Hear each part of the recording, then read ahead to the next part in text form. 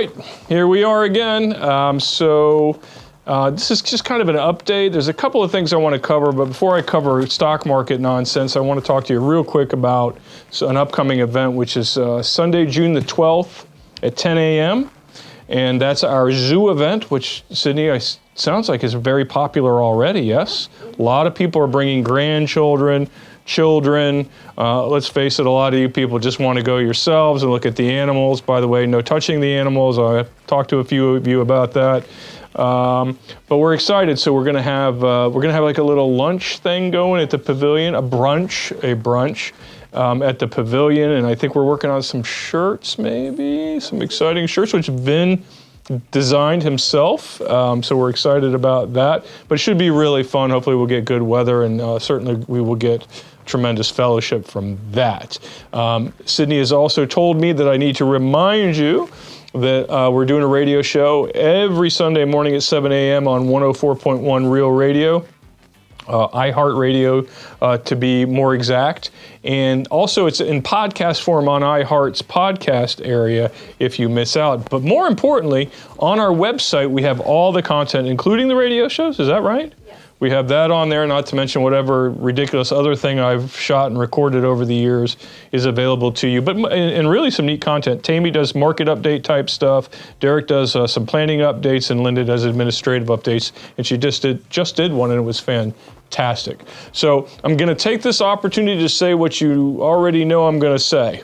It has been a tough month or two, but I have warned you numerous times that this was coming. So nobody on the other end of this camera can say they did not know that this was a possibility. We're down about 17% on the S&P 500. I know when I look across our entire book of business, we're down somewhere in the neighborhood of about 10%, maybe 10.5%.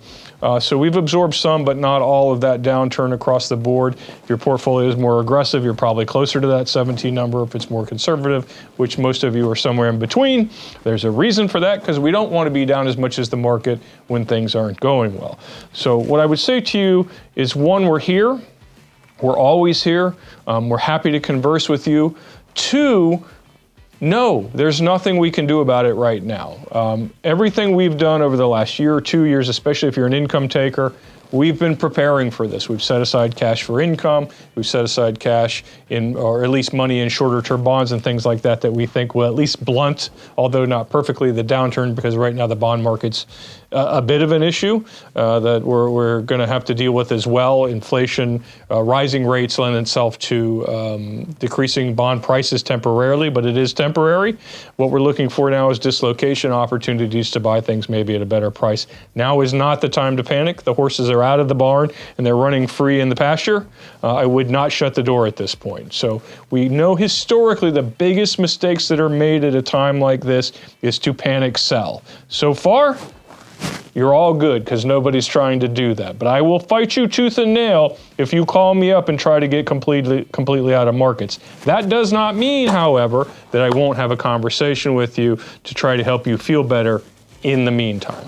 So again, we got the zoo coming up. We have a content library and a website. Feel free to look it up, share it with your friends, and listen to us on the radio every Sunday morning, bright and early at 7 a.m. And in the meantime, have a fantastic weekend, and we'll talk to you soon.